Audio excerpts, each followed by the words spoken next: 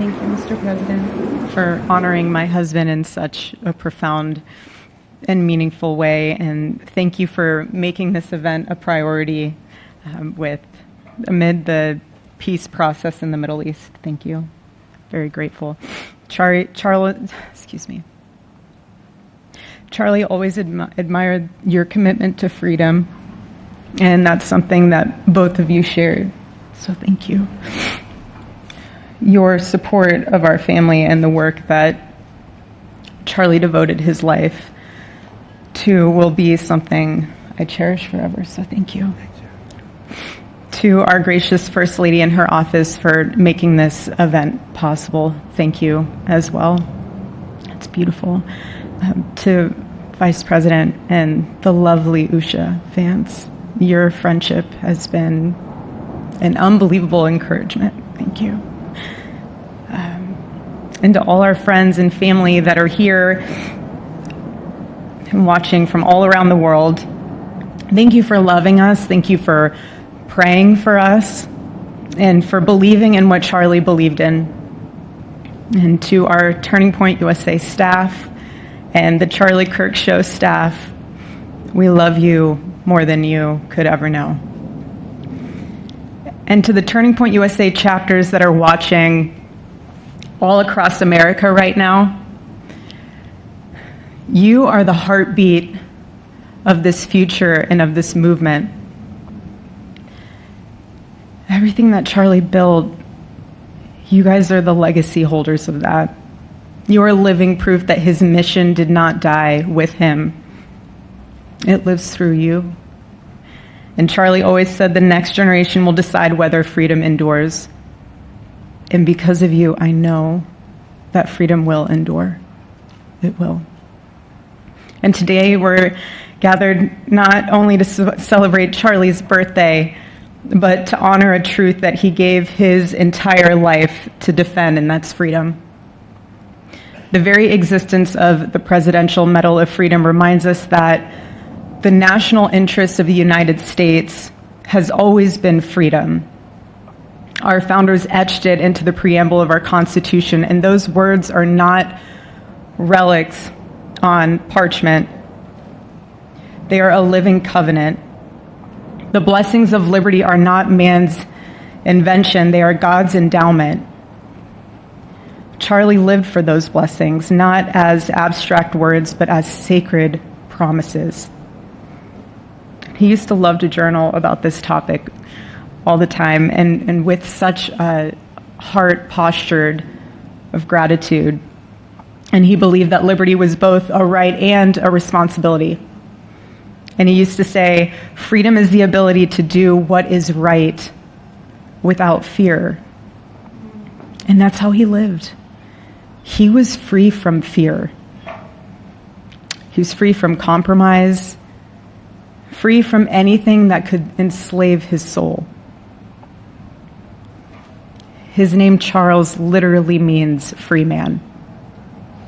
And that's exactly who my husband was. He was a free man. And from the time I met him, sitting across from him, being interviewed on politics and philosophy and theology, anything that Charlie loved, any topic he loved, and I just saw the fire in his soul, and there was this divine restlessness within him that came from knowing God placed him on this earth to protect something very, very sacred for all of us. And he never stopped fighting for people to experience freedom. He didn't. Charlie often said that without God, freedom becomes chaos. And he believed liberty could only survive when anchored to truth. And I remember in one of his speeches, he told the audience that the opposite of liberty isn't law. He said it's captivity. And that the freest people in the world are those whose hearts belong to Christ. But what's so powerful is that Charlie had the ability to communicate so brilliantly across all generations. And he reminded us that in a world that tells us freedom is doing whatever you want to do, the real freedom is the power to live freely and to do what is right. And in one of his journal entries, he wrote that he wanted everyone to know that you can't have liberty without moral responsibility. Freedom divorced from faith eventually just destroys itself. And what's so fascinating about all of this is looking back these past 12 years of Turning Point USA and his mission, there's almost this veil of sacredness. Because what I realize is that while he was building an organization, he was also building a movement. One that called people back to God, back to truth, and a movement that was filled with courage. And ironically, for a man who impacted millions, Charlie never desired to be the center of attention. He just wasn't. My husband was not a man of extravagance. He loved simple but deeply meaningful things. Truly. He loved his late night walks. He loved buying more books than he could ever read because he felt there was no such thing as a book budget. And he loved being able to read to our kids the same bedtime story on repeat because he knew it was their favorite. But to him, that was special. And he loved to sit in the sun on a Saturday morning with his cup of decaf coffee, and his phone was off because he was honoring the Sabbath. And for him, it was that moment to catch his breath and just be in peace because he was unreachable at the moment. And he preferred quiet birthdays. But that never stopped me from telling him. I told him every single year, I said, baby, I love your birthday. I said, because it's the day that God knew the world couldn't go another day without you.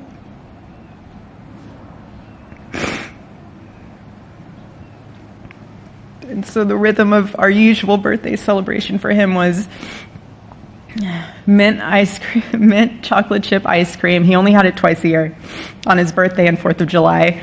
It's just, and then after that, it was back to work as usual. But last year, his one birthday wish was to see the Oregon Ducks play the Ohio State. And they won. Oregon won that night. And it was by far one of the most memorable nights of his birthday experience of his life until today. And so, honestly, President Trump, I have spent 7.5 years trying to find the perfect birthday gift for Charlie. And it's so difficult. And those of you that have spouses or loved ones, you know how difficult it is sometimes to buy a gift for someone that you love. Because he wasn't a materialistic man, so that also did not help. But now I can say with confidence, Mr. President, that you have given him the best birthday gift he could ever have.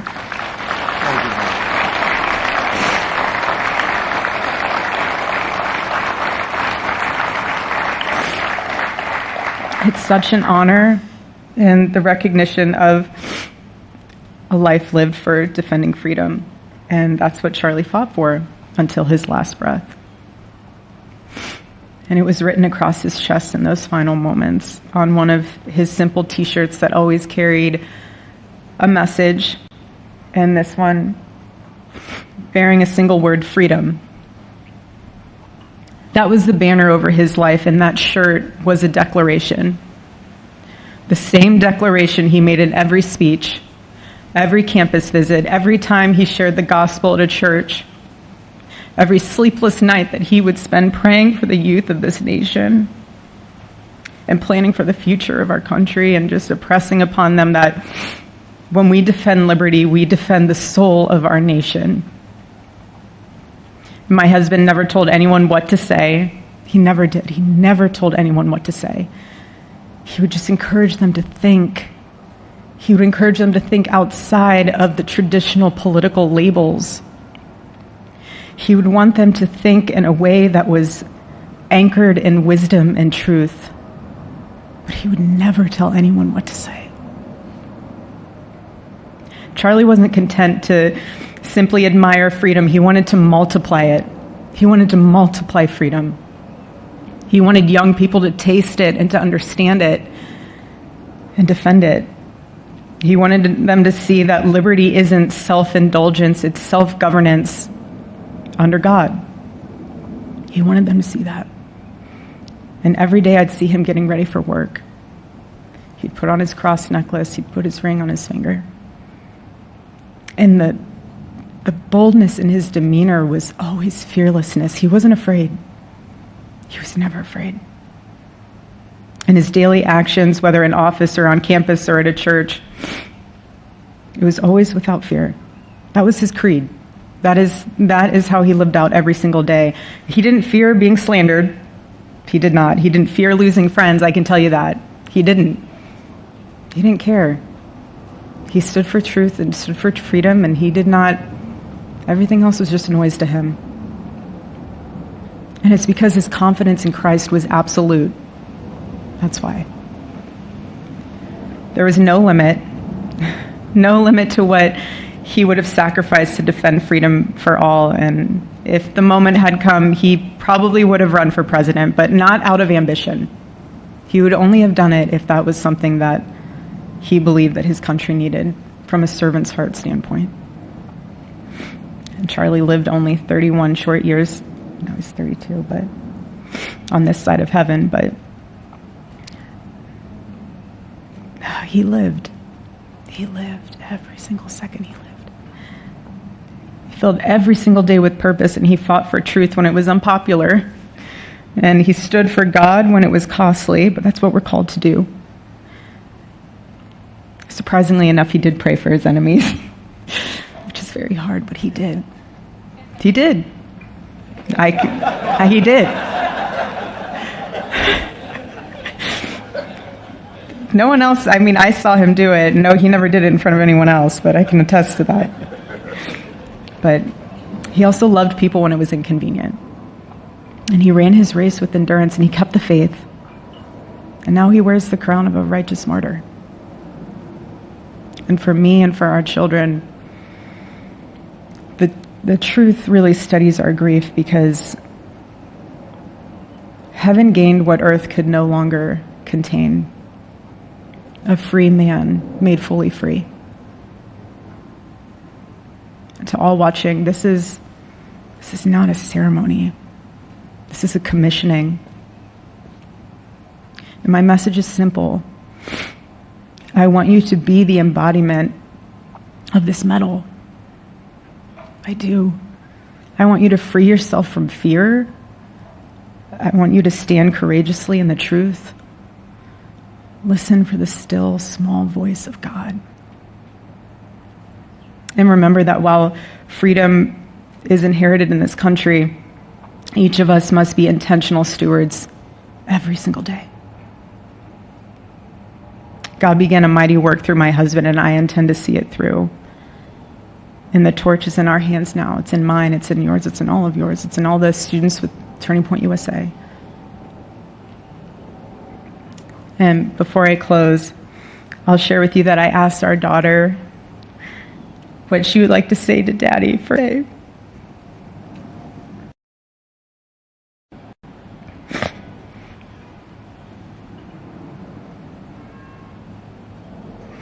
She said, "Happy birthday, Daddy. I want to give you a stuffed animal.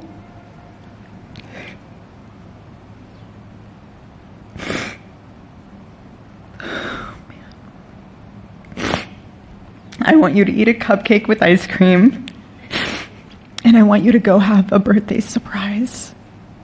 I love you," is what she said.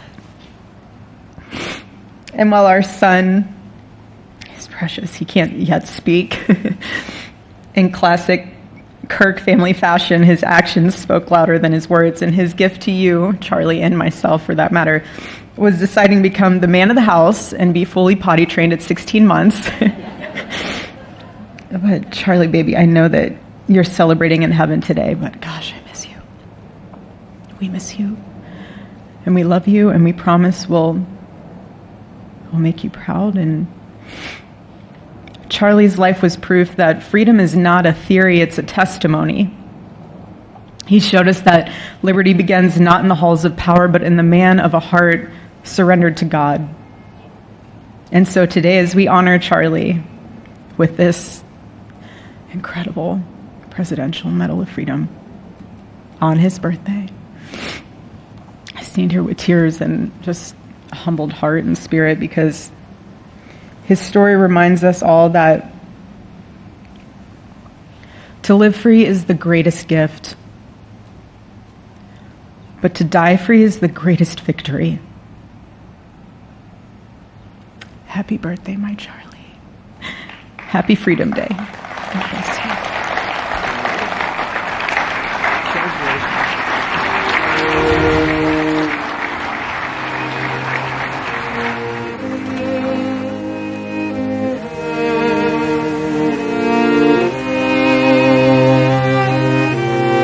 For more such videos, subscribe to the Newsx YouTube channel, hit the bell icon.